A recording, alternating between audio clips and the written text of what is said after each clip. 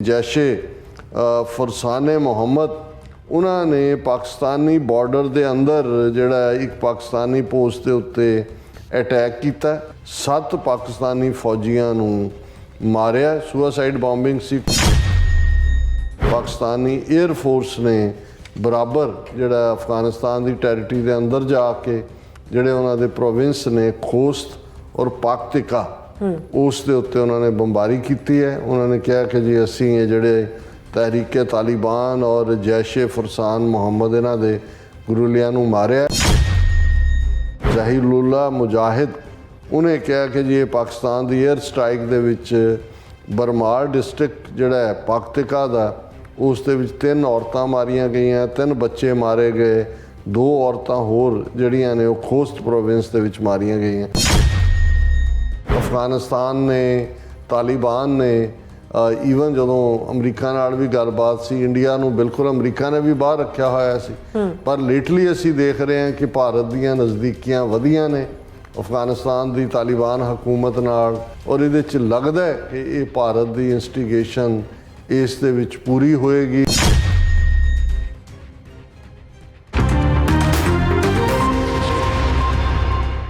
Viewers welcome back to program. So viewers गलबात करन जा रहे हैं पाकिस्तान ते अफगानिस्तान के हवाले नाल कि पाकिस्तान और अफगानिस्तान की तालिबान हुकूमत विचकार तनाव की स्थिति जिहड़ी है वो बनी हुई है और इस वेले जो किसी वेले भी एक गंभीर टकराव बदल सकती है। और पिछले दिनी अफगानिस्तान की सरहद विचों दहशतगर्दां ने पाकिस्तानी चौकी ते हमला करके 7 पाकिस्तानी फौजियों को मार दिता सी। हुण पाकिस्तान ने जवाबी कार्रवाई करदियां अफगानिस्तान की सरहद विच हवाई हमलियां नाल तालिबान के ठिकाणिਆਂ ते बमबारी की है। सो इस बारे आपां गलबात करन जा रहे हैं। सो असीं चाहांगे कि तुसां इसे तरह बने रहना, देखकर सुन लिया लिखण लई तुहाडा सब दा बहुत बहुत धन्नवाद जी। राठ साहब की विचार ने इस बारे? देखो वैसे दुनिया दे विच जदों ये कहा जाता है ना कि ना शुक्रे लोगों की या कौमां की कमी नहीं है, तो ये स्टेटमेंट काफ़ी हद तक ठीक है। असी ईस्ट पंजाब दे विच अकृतकांड लफज इस्तेमाल करते हैं, साडे लहंदे पंजाब तो ज़्यादा ना शुक्रे। एक वो ने जिहड़े शुक्रगुजार हुंदे ने, एक ने जिहड़े ना शुक्रे ने। असी अक्सर जदों ये हिंदूत्ववादी आइडियोलॉजी वाली कौम की गल करते हैं तो असी कहते भी किन्ने वड्डे अकृतकांड ने, ये साडे गुरुआं की कुर्बानी का देना नहीं दे सकते। और यही गल जिहड़ी है संत करतार सिंह खालसा पिंडां वालियां ने इंदिरा गांधी नूं 1975 च जिहड़ा है रामलीला ग्राउंड की स्टेज तो कही सी, जितों कि गुरु तेग बहादुर साहब के 300 साला शहीदी याद के संबंध विच आनंदपुर साहब तो दिल्ली तक एक नगर कीर्तन जिहड़ा चलिया सी, उसे रस्ते तो जितों गुरु तेग बहादुर साहब तुर के दिल्ली गए सी। तो उन्होंने कहा सी कि भाई ये जिहड़े राज भाग ते बैठे तुसी अज हंकारे होए हो और सिखां नूं जिहड़ा है वो तुसी दबाना चाहते हो, आवाज़ जिहड़ा है सिखां दे नाल धक्का करदे हो।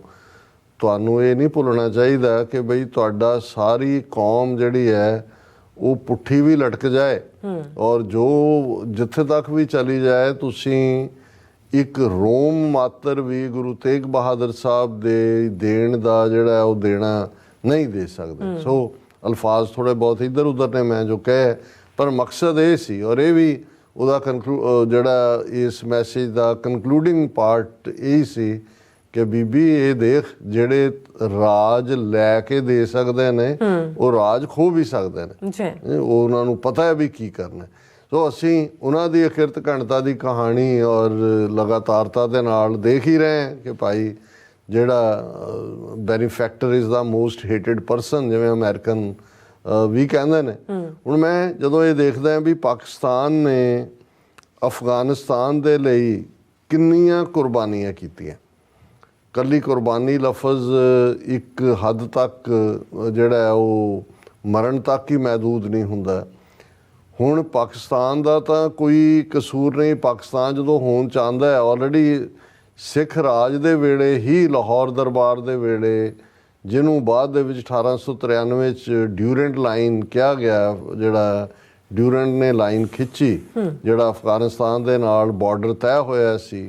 अंग्रेज़ी राज दे वेले भी जो पाकिस्तान बनया तो उस सूबे का नाम वो अड सूबा उन्होंने, क्योंकि सिख राज वेले तो सिख राज दे 4 सूबे सी 4 ਪ੍ਰੋਵਿੰਸ ਸੀ, ਉਹਨਾਂ ਦੇ ਵਿੱਚ ਲਾਹੌਰ, ਪਿਸ਼ਾਵਰ, ਮੁਲਤਾਨ ਤੇ ਕਸ਼ਮੀਰ, ਇਹ 4 ਸੂਬਿਆਂ ਦੇ ਰਾਹੀਂ ਰੂਲ ਹੁੰਦਾ ਸੀ। ਸੋ ਜ਼ਾਹਰ ਹੈ ਕਿ ਇਹ ਪਿਸ਼ਾਵਰ ਸੂਬਾ ਜਿਹੜਾ ਸੀ, ਉਹੀ ਇਲਾਕਾ ਸੀ ਜਿਹੜਾ ਸਿੱਖ ਫੌਜ ਨੇ ਅਫਗਾਨਿਸਤਾਨ ਤੋਂ ਨੂੰ ਡਿਵਾਈਡ ਕਰਕੇ ਖੋਇਆ ਸੀ।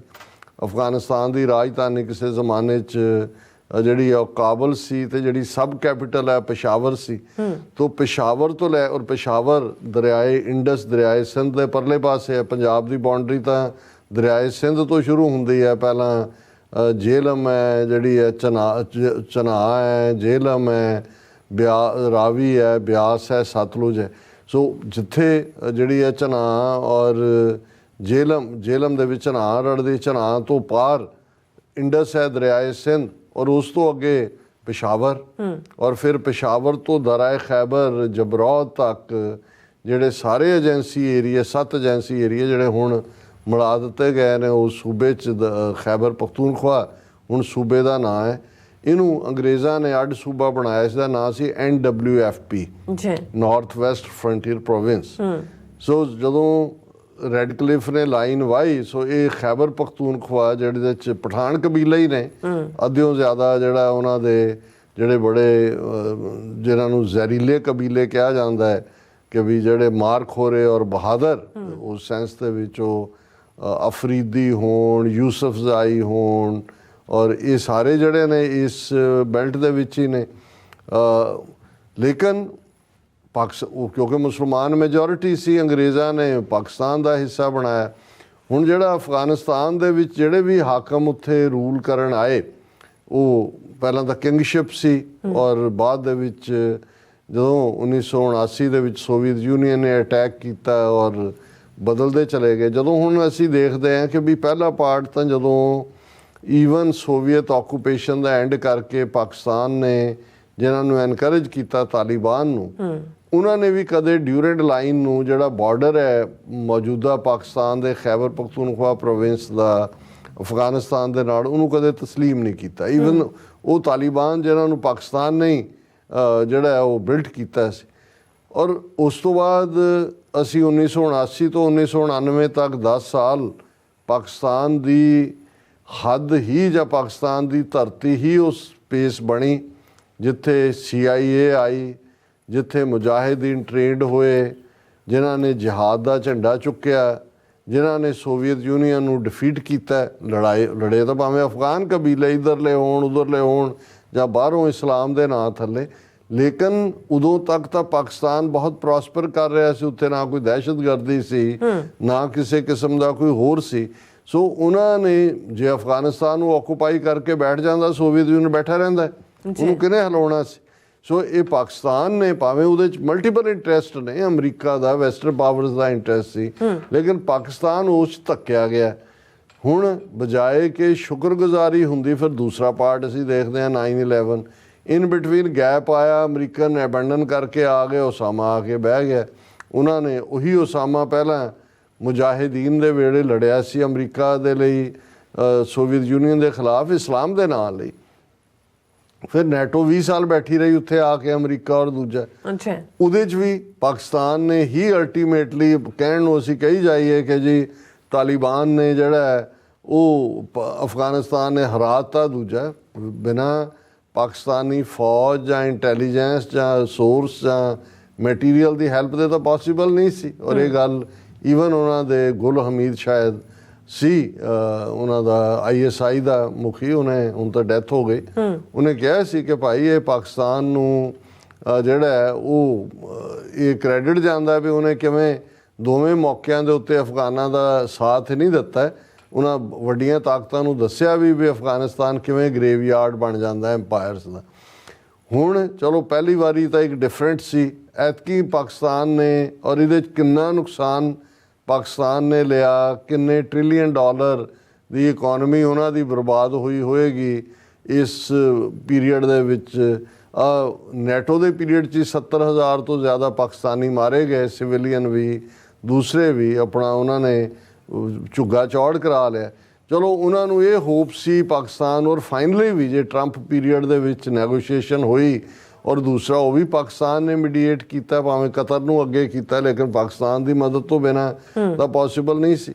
ਪਰ ਪਾਕਿਸਤਾਨ ਇਹ ਸਮਝਦਾ ਸੀ ਕਿ ਭਾਈ ਇੰਨਾ ਕਿ ਅਹਿਸਾਨ ਫਰਮੋਸ਼ ਨਹੀਂ ਹੋਣਗੇ, ਇਹਨਾਂ ਨੂੰ ਯਾਦ ਰਹੇਗਾ ਔਰ ਸਾਡਾ ਬਾਰਡਰ ਜਿਹੜਾ ਅਫਗਾਨਿਸਤਾਨ ਨਾਲ ਲੱਗਦਾ ਹੈ ਇਹ ਸੇਫ ਰਹੇਗਾ, ਕਿਉਂਕਿ ਪਾਕਿਸਤਾਨ ਦਾ ਇੰਟਰਵੀਨ ਕਰਨਾ ਬਣਦਾ ਵੀ ਸੀ। ਕਿੰਨੇ ਹਜ਼ਾਰ, ਮੇਰੇ ਖਿਆਲ ਹੈ 3000 ਤੋਂ ਜ਼ਿਆਦਾ ਸਕੁਅਰ ਕਿਲੋਮੀਟਰ ਬਾਰਡਰ ਲੱਗਦਾ, ਮੇਰੇ ਕੋਲ ਐਗਜ਼ੈਕਟ ਫਿਗਰ ਨਹੀਂ ਹੈ। ਉਹਨਾਂ ਨੂੰ ਸੀ ਵੀ ਇਹ ਰਹੇਗਾ, ਇੰਡੀਆ ਤੋਂ ਪਹਿਲਾਂ ਹੀ LOC ਦੇ ਉੱਤੇ ਹਰ ਚੌਥੇ ਦਿਨ ਧਮਕੀਆਂ ਦਿੰਦਾ ਜੀ ਹਮ ਮਿਟਾ ਦੇਂਗੇ ਔਰ ਅਸੀਂ ਪਾਕਿਸਤਾਨ ਆਕੂਪਾਈਡ ਕਸ਼ਮੀਰ ਵੀ ਲਵਾਂਗੇ। ਹੁਣ ਅਜੇ ਤਾਂ ਜਿਹਨੂੰ ਕਹੋ ਵੀ ਜਿਹੜਾ ਤਾਲਿਬਾਨ ਨਾਲ ਸਮਝੌਤੇ ਦੀ ਸਿਆਹੀ ਵੀ ਨਹੀਂ ਸੁੱਕੀ, ਤੇ ਜਿਹੜੀ ਤਹਿਰੀਕੇ ਤਾਲਿਬਾਨ ਦੇ ਨਾਂ ਥੱਲੇ ਇੱਕ ਦਹਿਸ਼ਤਗਰਦ ਜਮਾਤ, ਜਿਸ ਨੂੰ ਪਾਕਿਸਤਾਨ ਨੇ ਕਲੀਅਰ ਕੀਤਾ ਸੀ ਇਹਨਾਂ ਨੂੰ ਕਿ ਭਾਈ ਇਹਨਾਂ ਨੂੰ ਤੁਸੀਂ ਕੋਈ ਸ਼ੈਲਟਰ ਨਹੀਂ ਦਿਓਗੇ, ਜਾਂ ਦੂਜੇ ਜਿਹੜੇ ਪਾਕਿਸਤਾਨ ਦੇ ਵਿੱਚ ਵੀ ਉਸ ਕਿਸਮ ਦਾ ਜੋ ਅਫਗਾਨਿਸਤਾਨ 'ਚ ਰਜੀਮ ਹੈ ਉਸ ਕਿਸਮ ਦਾ ਸੋ ਕਾਲਡ ਇਸਲਾਮ ਦੇ ਨਾਂ ਥੱਲੇ ਉਹ ਲਿਆਉਣਾ ਚਾਹੁੰਦੇ ਨੇ। ਉਹਨਾਂ ਨੇ ਮੰਨਿਆ ਸੀ ਵੀ ਇਹਨਾਂ ਨੂੰ ਅਸੀਂ ਕੋਈ ਪਜ਼ੀਰਾਈ ਨਹੀਂ ਦਿਆਂਗੇ ਜਾਂ ਇਹਨਾਂ ਨੂੰ ਕੋਈ ਨਹੀਂ ਦਿਆਂਗੇ, ਲੇਕਿਨ ਅਜੇ ਵਕਤ 2 ਸਾਲ ਨਹੀਂ ਗੁਜ਼ਰੇ ਹੈ ਔਰ ਉਹ ਪਾਕਿਸਤਾਨ ਦੇ ਉੱਤੇ ਅਟੈਕ ਹੋ ਰਹੇ ਨੇ। ਆਧਾਰ ਉਹਨਾਂ ਨੇ ਉੱਥੇ ਬਣਾਇਆ ਹੋਇਆ ਹੈ, ਅਫਗਾਨਿਸਤਾਨ ਦੇ ਵਿੱਚ ਅੱਡੇ ਨੇ ਔਰ ਤਹਿਰੀਕੇ ਤਾਲਿਬਾਨ। ਔਰ ਹੁਣ ਇੱਕ ਨਵੀਂ ਜਮਾਤ ਜੰਮ ਪਈ, ਜੈਸ਼ੇ, ਉਹਨਾਂ ਦਾ ਨਾਂ ਹੈ ਜੈਸ਼ੇ ਫਰਸਾਨੇ ਮੁਹੰਮਦ, ਹਾਂਜੀ। ਔਰ ਹੁਣ ਜਿਹੜਾ ਲੇਟੈਸਟ ਅੱਜ ਜਿਹੜੀ ਖਬਰ ਪਿਛਲੇ 2 ਦਿਨਾਂ ਤੋਂ ਹੈ ਵੀ ਪਹਿਲਾਂ ਤਾਂ ਇਹਨਾਂ ਨੇ ਜਿਹੜੀ ਲੇਟੈਸਟ ਇਹ ਜਥੇਬੰਦੀ ਜੈਸ਼ੇ ਫਰਸਾਨੇ ਮੁਹੰਮਦ, ਉਹਨਾਂ ਨੇ ਪਾਕਿਸਤਾਨੀ ਬਾਰਡਰ ਦੇ ਅੰਦਰ ਜਿਹੜਾ ਇੱਕ ਪਾਕਿਸਤਾਨੀ ਪੋਸਟ ਦੇ ਉੱਤੇ ਅਟੈਕ ਕੀਤਾ 18 ਮਾਰਚ ਨੂੰ। ਔਰ ਇਹ ਨਾ 18 ਤਾਂ ਹੁਣ ਇਹਨਾਂ ਨੇ ਜਵਾਬੀ ਕਾਰਵਾਈ ਕੀਤੀ ਪਾਕਿਸਤਾਨ ਨੇ। ਇਸ ਤੋਂ 2 ਦਿਨ ਪਹਿਲਾਂ ਉਹਨਾਂ ਨੇ ਪਾਕਿਸਤਾਨ ਦੀ ਅੰਦਰੂਨੀ ਪੋਸਟ ਦੇ ਉੱਤੇ ਹਮਲਾ ਕਰਕੇ 7 ਪਾਕਿਸਤਾਨੀ ਫੌਜੀਆਂ ਨੂੰ ਮਾਰਿਆ। ਸੁਸਾਈਡ ਬੰਬਿੰਗ ਸੀ, ਕੋਆਰਡੀਨੇਟਡ ਅਟੈਕ ਸੀ ਨਾਰਥ ਵੈਸਟ ਤੋਂ। ਔਰ ਇਸ ਉਹਨਾਂ ਦਾ ਜਦੋਂ ਫਿਊਨਰਲ ਹੋਇਆ ਉਸ ਦੇ ਵਿੱਚ ਜਿਹੜਾ ਪ੍ਰੈਜ਼ੀਡੈਂਟ ਹੁਣ ਨਵਾਂ ਪਾਕਿਸਤਾਨ ਦਾ ਬਣਿਆ ਜ਼ਰਦਾਰੀ, ਉਹਨੇ ਵੀ ਸ਼ਮੂਲੀਅਤ ਕੀਤੀ ਸੀ। ਔਰ ਉਹਨੇ ਜ਼ਾਹਰ ਹੈ ਜ਼ਰਦਾਰੀ ਨੇ ਉਹੀ ਕਹਿਣਾ ਸੀ ਜੋ ਪਾਕਿਸਤਾਨੀ ਫੌਜ ਨੇ ਕਿਹਾ ਹੋਏਗਾ ਕਿ ਭਾਈ ਇਸ ਦਾ ਅਸੀਂ ਜਿਹੜਾ ਬਹੁਤ ਜਲਦੀ ਇਹਦਾ ਬਦਲਾ ਲਵਾਂਗੇ ਜੋ ਕੀਤਾ ਹੈ। ਔਰ ਉਹਨੇ ਕਿਹਾ ਸੀ ਜ਼ਰਦਾਰੀ ਨੇ, blood of hour ਮਾਰਟੀਅਰ soldiers will not go in vein. ਔਰ ਇਹ ਇਸ ਦਾ ਜਿਹੜਾ ਅੱਜ ਅਸੀਂ ਰਿਐਕਸ਼ਨ ਦੇਖਦੇ ਹਾਂ, ਜਿਹੜੀ ਖਬਰ ਪ੍ਰਮੁੱਖ ਤੌਰ ਤੇ ਹੈ, Pakistani air strikes target suspected Pakistani Taliban hideouts in Afghanistan. Pakistani air force ਨੇ ਬਰਾਬਰ ਜਿਹੜਾ ਅਫਗਾਨਿਸਤਾਨ ਦੀ ਟੈਰੀਟਰੀ ਦੇ ਅੰਦਰ ਜਾ ਕੇ ਜਿਹੜੇ ਉਹਨਾਂ ਦੇ ਪ੍ਰੋਵਿੰਸ ਨੇ ਖੋਸਤ ਔਰ ਪਾਕਤਿਕਾ, ਉਸ ਦੇ ਉੱਤੇ ਉਹਨਾਂ ਨੇ ਬੰਬਾਰੀ ਕੀਤੀ ਹੈ। ਉਹਨਾਂ ਨੇ ਕਿਹਾ ਕਿ ਜੀ ਅਸੀਂ ਇਹ ਜਿਹੜੇ ਤਹਿਰੀਕੇ ਤਾਲਿਬਾਨ ਔਰ ਜੈਸ਼ੇ ਫਰਸਾਨ ਮੁਹੰਮਦ ਇਹਨਾਂ ਦੇ ਗੁਰੂਲਿਆਂ ਨੂੰ ਮਾਰਿਆ। ਹਾਲਾਂਕਿ ਜਿਹੜਾ ਤਾਲਿਬਾਨ ਦਾ ਸਪੋਕਸਪਰਸਨ ਹੈ ਅਫਗਾਨਿਸਤਾਨ 'ਚ ਬੇਸਡ ਜ਼ਹੀਰੁੱਲਾ ਮੁਜਾਹਿਦ, ਉਹਨੇ ਕਿਹਾ ਕਿ ਜੀ ਇਹ ਪਾਕਿਸਤਾਨ ਦੀ 에ਅਰ ਸਟ੍ਰਾਈਕ ਦੇ ਵਿੱਚ ਬਰਮਾਰ ਡਿਸਟ੍ਰਿਕਟ ਜਿਹੜਾ ਹੈ ਪਾਕਤਿਕਾ ਦਾ, ਉਸ ਦੇ ਵਿੱਚ 3 ਔਰਤਾਂ ਮਾਰੀਆਂ ਗਈਆਂ, 3 ਬੱਚੇ ਮਾਰੇ ਗਏ, 2 ਔਰਤਾਂ ਹੋਰ ਜਿਹੜੀਆਂ ਨੇ ਉਹ ਖੋਸਤ ਪ੍ਰੋਵਿੰਸ ਦੇ ਵਿੱਚ ਮਾਰੀਆਂ ਗਈਆਂ। ਹੁਣ ਇਹਨਾਂ ਖਬਰਾਂ ਨੂੰ ਕਨਫਰਮ ਕਰਨਾ ਤਾਂ ਸੌਖਾ ਨਹੀਂ ਹੁੰਦਾ ਕਿ ਵੀ ਵਾਕਈ ਕੌਣ ਕਿੰਨਾ ਮਰਿਆ ਹੈ, ਸਿਵਿਲੀਅਨ ਮਰੇ ਨੇ ਜਾਂ ਫੌਜੀ ਮਰੇ ਨੇ, ਪਰ ਇਹ ਉਸ ਗੰਭੀਰ ਨੌਈਅਤ ਨੂੰ ਦਰਸਾਉਂਦਾ ਹੈ ਕਿ ਇਹ ਪਾਕਿਸਤਾਨ ਦੀ 에ਅਰ ਫੋਰਸ ਨੇ ਅਫਗਾਨਿਸਤਾਨ ਦੀ ਟੈਰੀਟਰੀ ਦੇ ਅੰਦਰ ਜਾ ਕੇ ਜਿਹੜਾ ਹੈ ਉਹ ਬੰਬਾਰਡਮੈਂਟ ਕੀਤੀ ਹੈ। ਮਤਲਬ ਇਹ ਹੈ ਕਿ ਇਸ ਵੇਲੇ ਇਹ ਹਾਲਾਤ ਗੰਭੀਰ ਬਣ ਗਏ ਨੇ, ਕਿਸੇ ਵੇਲੇ ਵੀ ਜਿਹੜਾ ਹੈ ਇਹ ਅੱਗੋਂ ਫਲੇਅਰ ਅਪ ਹੋ ਸਕਦਾ ਹੈ। ਔਰ ਇਹ ਸਾਰਾ ਅਚਾਨਕ ਨਹੀਂ ਹੋਇਆ।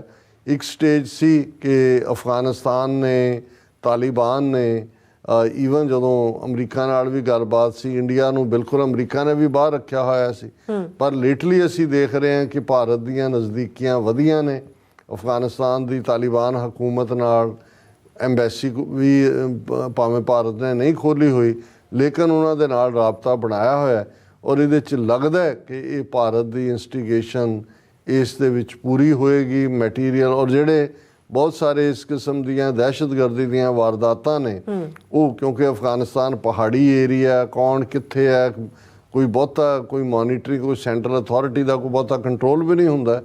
ਔਰ ਇਹ ਵੀ ਹੈ ਕਿ ਇਸ 'ਚ ਭਾਰਤ ਦਾ ਵੀ ਰੋਲ ਹੋਏਗਾ, ਪਰ ਕਿਤੇ ਨਾ ਕਿਤੇ ਇਹ ਜਿਹੜਾ ਤਾਲਿਬਾਨ ਹਕੂਮਤ ਹੈ ਅਫਗਾਨਿਸਤਾਨ ਦੀ, ਇਹਨਾਂ ਦੀ ਬੈਲੀਜਰੈਂਸ ਹੈ ਕਿ ਉਹਨਾਂ ਨੇ ਬਜਾਏ ਕਿ ਪਾਕਿਸਤਾਨ ਦੀ ਕੰਟਰੀਬਿਊਸ਼ਨ ਨੂੰ ਐਕਨੋਲਜ ਕਰਨ ਦੇ ਔਰ ਇਸ ਗੱਲ ਨੂੰ ਯਕੀਨੀ ਬਣਾਉਣ ਦੇ ਕਿ ਭਾਈ ਪਾਕਿਸਤਾਨ ਅਫਗਾਨਿਸਤਾਨ ਸਰਹੱਦ ਦੇ ਉੱਤੇ ਕੋਈ ਵਾਇਲੈਂਸ ਨਾ ਹੋਏ, ਉਹਨਾਂ ਨੇ ਜੇ ਇਸ ਕਿਸਮ ਦੀ ਗੱਲ ਨੂੰ ਜੇ ਐਨਕਰੇਜ ਨਹੀਂ ਵੀ ਕੀਤਾ, ਘੱਟੋ ਘੱਟ ਉਹਨਾਂ ਨੂੰ ਰੋਕਣ ਦੀ ਕੋਸ਼ਿਸ਼ ਨਹੀਂ ਕੀਤੀ, ਤੇ ਪਾਕਿਸਤਾਨ ਫਿਰ ਕਦੋਂ ਤੱਕ ਇਸ ਨੂੰ ਸਹਾਰੇਗਾ। ਔਰ ਇਹ ਜਦੋਂ ਪਾਕਿਸਤਾਨ ਆਲਰੇਡੀ ਇਕਨੋਮਿਕਲ ਕ੍ਰਾਈਸਿਸ ਨਾਲ ਵੀ ਜੂਝ ਰਿਹਾ ਹੈ, ਭਾਰਤ ਵੱਲੋਂ ਵੀ ਚੋਣਾਂ ਤੋਂ ਪਹਿਲਾਂ ਕੋਈ ਸ਼ਰਾਰਤ ਕੀਤੇ ਜਾਣ ਦੀਆਂ ਸੰਭਾਵਨਾਵਾਂ ਨੂੰ ਜਿਹੜਾ ਉਹ ਡਿਸਮਿਸ ਨਹੀਂ ਕੀਤਾ ਜਾ ਸਕਦਾ। ਇਸ ਕਿਸਮ ਦੇ ਵਾਕਿਆ ਦਾ ਹੋਣਾ ਇਹ ਜਿਹੜਾ ਇਹ ਫਿਕਰ ਵਾਲੀ ਗੱਲ ਹੈ। ਜੀ ਡਾਕਟਰ ਸਾਹਿਬ ਤੁਹਾਡਾ ਬਹੁਤ ਬਹੁਤ ਧੰਨਵਾਦ। ਸਰ ਥੱਲੇ ਨੇ ਬ੍ਰੇਕ। ਵਿਊਅਰਸ ਤੁਸੀਂ ਕਿਤੇ ਨਹੀਂ ਜਾਣਾ, ਮਿਲਦੇ ਹਾਂ ਆਫਟਰ ਦਿਸ ਸ਼ਾਰਟ ਬ੍ਰੇਕ।